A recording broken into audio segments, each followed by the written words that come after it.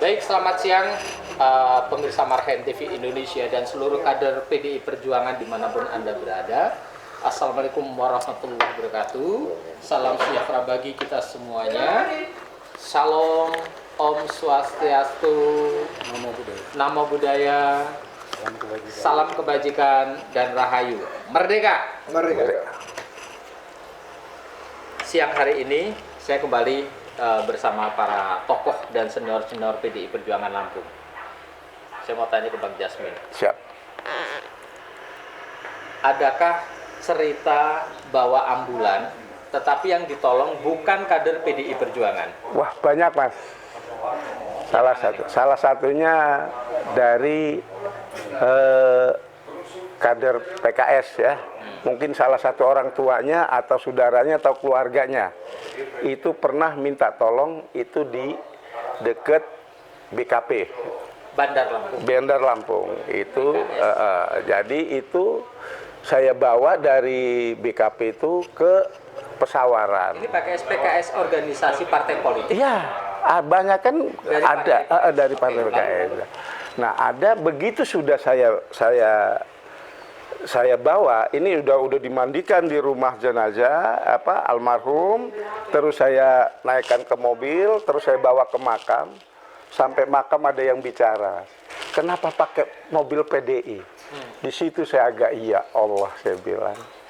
Terus saya bilang, Pak, maaf ya, kami ini mau siapa saja yang minta tolong, saya hantarkan.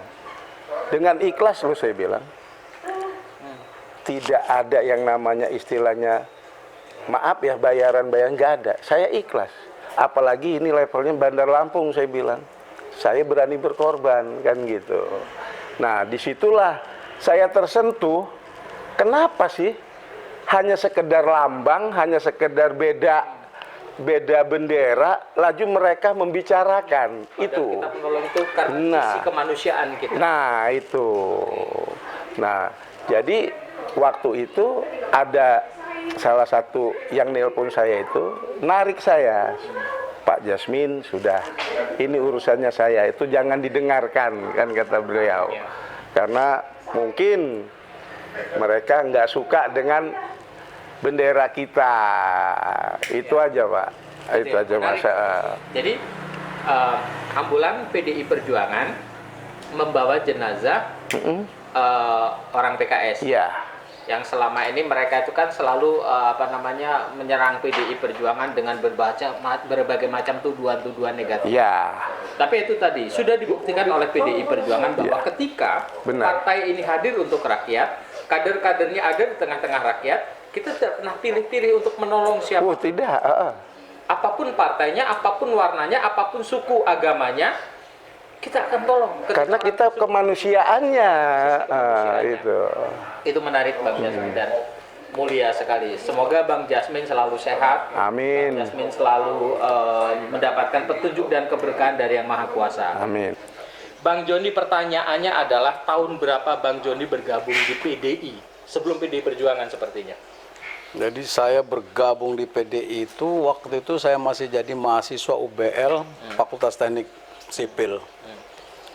Dan yang waktu itu mengajak saya untuk bergabung ke PDIP itu saya ingat Pak siapa man? Itu belum PDI Perjuangan ya? Masih PDI saja ya? Yang di Jalan Tamin itu? Oh Herwin Daud. Almarhum. Itulah tempat kami kumpul karena kebetulan posisi saya di Tanjung Karang Barat waktu itu dan Herwin Daud itu tinggalnya juga di Tanjung Karang Barat di Jalan Tamin. Nah, jadi kami kumpul-kumpul itu waktu itu di situ. Nah, kemudian berlanjut lagi nah, kebetulan waktu itu juga ibu saya itu lurah perempuan pertama di Bandar Lampung. Di Susunan Baru. Dan ketika kampanye PDI waktu itu pemilu 87, itu saya sampai naik pohon kelapa itu untuk memasang stempel-stempel kertas PDI dulu. 87 sih 87. belum punya KTA tuh. Saya KTA-nya tahun 92. Nah, kebetulan waktu itu ibu saya sempat ditegur sih sama camat. Dan waktu itu Kapolseknya waktu itu Tanjung Karang Barat masih Pak Budi Gunawan. Saya masih ingat. Itu yang namanya lurah sampai ke RT bahkan kan wajib Golkar. Iya. Oh iya. Jadi Pak Budi Gunawan waktu itu Kapolsek Tanjung Karang Barat. Budi Gunawan bin Ya, jadi ibu sempat ditegur. Ibu sempat ditegur sama camat, Bu, coba ibu gimana ibu bisa ngatur masyarakat kalau ibu nggak bisa ngatur anak ibu sendiri. Nah, puncak-puncak saya di PDI Perjuangan itu ya pada waktu kita kampanye 92. Itulah rasa terharu dan kekeluargaannya juga kental gitu. Di mana kita ketemu sesama teman-teman PDI Perjuangan itu ya mau makan kita makan, mau ini jadi seperti keluarga sendiri. Dan kebetulan Tanjung Karang Barat itu memang dulunya basis PDI. Dari dulu ada Mbak siapa?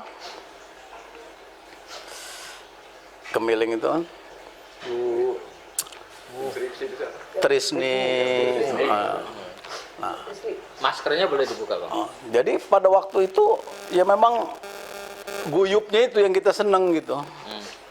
Nah, dari 92 itu ya sebenarnya itu banyak juga peristiwa kan. Ya kita bisa ingatlah dulu pawai kita tahun 92 itu Pakai truk dulu itu. buntutnya masih disaburai dulu. Di Geruntang itu kita sudah dibelah sama polisi. Ada yang keteluk, ada yang kepanjang. Dipecah supaya nggak begitu sarame. Itu buntut masih disaburai itu. Cuman lagi-lagi karena kekuasaan Orde Baru pada waktu itu, yaitu tadi ketika di TPS ya kita bisa saksikan, udah jelas-jelas PDI yang dicoblos Golkar, Golkar gitu kan.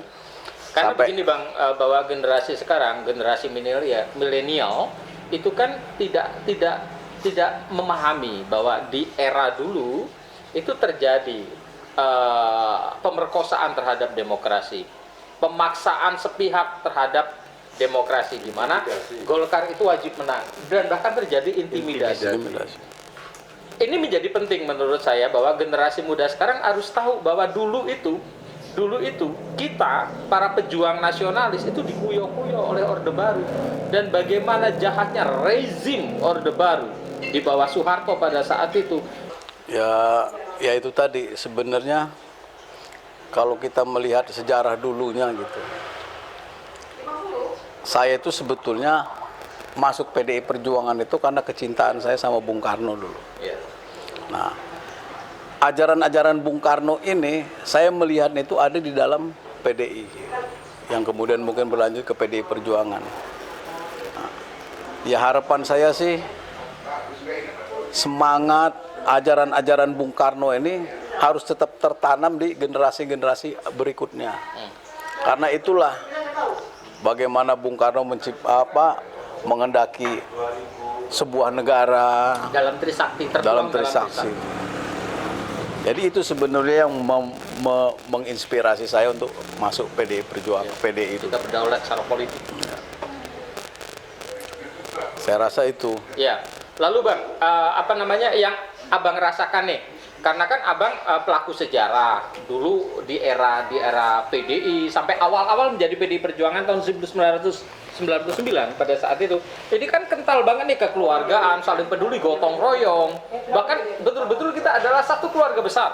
Saling kenal sampai yang di ujung sana pun kita tahu siapa namanya. Gitu kan? Kalau diundang rapat, cepet banget datang tuh. Dan nggak berpikir ini yang undang kita nih punya duit atau enggak, kita nggak pernah bertanya tentang itu, gitu kan? Jadi kita datang itu atas kepedulian kita sebagai seorang politisi terhadap masa depan bangsa ini, gitu. Nah, kalau Bang Joni merasakan apa bedanya dulu dengan sekarang? Ya kalau dulu itu loyalitasnya itu memang tanpa pamrih. Kalau sekarang kita melihatnya banyak yang sudah pragmatis. Gitu. Ya kita sih nggak masalah, welcome aja siapapun, namanya PDI Perjuangan ini partai terbuka. Cuman setidak-tidaknya mereka masuk itu dengan niat yang memang ingin mensejahterakan masyarakat, terutama ya masyarakat PDI Perjuangan lah kan gitu. Ini terkadang kan mereka lebih punya kecenderungan ke pribadinya. Itu yang kadang-kadang kita sesalkan sekarang ini. Lalu pesan moral apa yang Bang Joni mau sampaikan sebagai senior PDI Perjuangan Lampung? Ya saya sih berharap siapapun yang ingin masuk ke PDI Perjuangan ini memang dengan niat yang benar-benar tulus dan ikhlas memang untuk memajukan kesejahteraan masyarakat. Baik, terima kasih. Ini adalah bincang-bincang kita yang sangat sebentar sekali dengan para tokoh-tokoh dan senior PDI Perjuangan Lampung pada hari ini. Nanti kita akan sambung lagi di lain kesempatan. Terima kasih, selamat siang semuanya. Salam untuk Indonesia dan salam perjuangan sebagai kader PDI Perjuangan. Merdeka! Merdeka.